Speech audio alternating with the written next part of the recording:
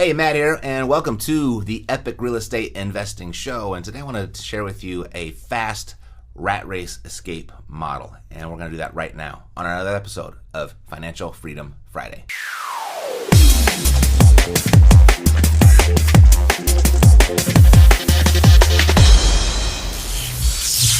It's time for Financial Freedom Friday with Matt Theriault. So coming up pretty soon, I'm getting together with a medium-sized group of investors at the next Epic Intensive, and that's where we create badass real estate investors. And if you'd like to attend, if you'd like to join us, we'd love to have you. But only if you want to be a badass yourself. You can go to epicintensive.com. You can get all the details there. And I really look forward to working with you. And we just get together over 3 days, work shoulder to shoulder, elbow to elbow, side by side, and we go over on how to attract leads and how to automate that process, how to take those leads and to convert them into contracts, and how to take those contracts and exit them so we are always getting the highest and best profit for ourselves out of each and every deal. So go to epicintensive.com. You can get all the details there. And one of the last intensive that we just had, I was fortunate enough to have one of the badass real estate investors that we've created there in the audience, and he was gracious enough to come up on stage and share his story on how he was able to escape the rat race so quickly. And I thought that would be a good thing for me to share with you today. Fortunately, we caught it on video, so I'm just going to play that for you today. Alrighty, enjoy. This is Parker from Atlanta area. I'd never even heard of Kennesaw until I met you. But it's not too big. Tell people what your situation was, what was going on with you just before we started working together. Graduated college. I had, the big dreams and I needed to get a job. I knew I wanted to go in real estate, but I didn't know what direction. So I ended up getting a job as a commercial real estate agent. And it was cool. I got to kind of satisfy that real estate bug that I had, but at the same time, I was making my hours a little bit, but I was still working for somebody else. So I always had that eating away at me. I'm an impatient person, so I was like, I really want a six-figure income, but I knew it was going to take me like 3 years to create that six-figure income at the job that I currently had. So I was like, what am I going to do to make some short-term income? 6 months in to my job, I actually got fired. And so this is game time, there's no looking back. I was about 4 or so months in to listening to your podcast. I think I listened to 1 through 140 or 50 or whatever you were. That was my thing. I was just like, I'm going to listen to every single episode. So, washing the dishes, washing my truck, in the shower. There's a lot of fluff out there, as I'm sure you know. And Matt was just kind of like a no BS route to what I wanted to do. That was a lot to get started with. And like you always say, learn the first step, do the first step. Learn the second step, do the second step. I had to make it happen. There was no plan B, so plan A had to work. My wife was a teacher, so she's over here freaking out saying, how am I going to support us making $30,000 a year? And there was the fact of having to go to my parents and tell them I wasn't going to get a job again. What have you found to be the most impactful aspects of working with Epic? Mainly just the support system, being able to come to you whenever I can. And the Facebook page is awesome, just being able to ask different questions and whatnot. There's just so many different avenues to real estate investing, and there's so many little pitfalls that you can have and just random questions that come up. And as long as you ask them, you're moving in the right direction. So what does your business look like today? Well, I'm happy to say that we've kind of reached that freedom number that we talked about. And that's as simple as, I did that same exercise with you.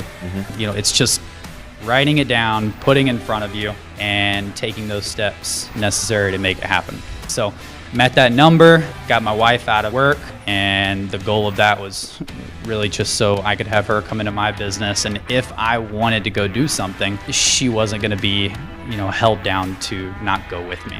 Like, we moved to Colorado in September, and the plan was to stay for a season. You posted on Facebook. We showed it yesterday at the beginning of the day. Yeah. His thing was 6 months, we're out of here. Then we decided to stay 1 more year.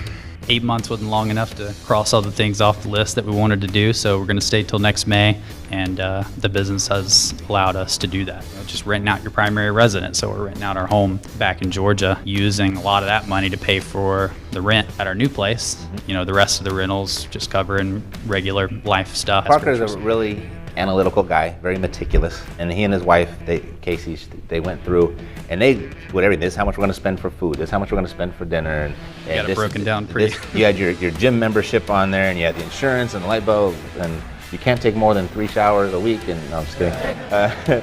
But he got really meticulous, and he said, okay, this is my freedom number. This is where my expenses are. Where can we reduce some? Where can we cut some? And now we got that number where it needs to be, and now we're just going to focus on the passive income that's going to exceed that. If you're like a meticulous person like that, do that. If you're not, you don't have to. Like the whole goal of that was just to make it really real in my head. So you're living in Colorado, and you still have your operation in Atlanta? So I started flipping houses in Atlanta, and then I wanted a virtual market.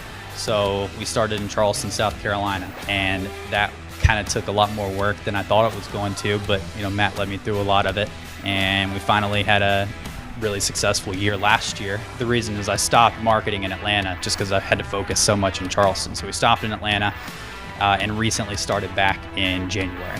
So now we kind of took that system of the wholesale, whatever the exit strategy is out there, but virtual, and copy and pasted it and put it into Atlanta. You're in Colorado living the life that you want to live, where you want to live it at the moment.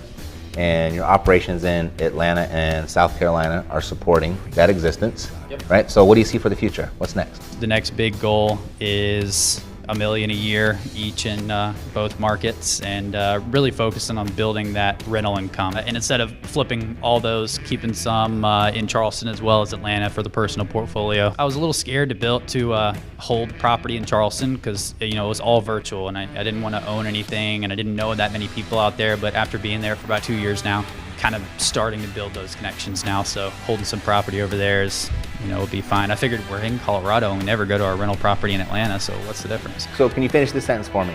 I almost didn't start working with Epic because... I don't think I can finish it because I didn't have any second thoughts. You have any second thoughts? Okay, very good. I think the day I got fired, I called Mercedes and she said she had one spot left, and I said, let me have it. Very good. Awesome. So what would you say to somebody that would be considering working with Epic? I would say definitely go ahead.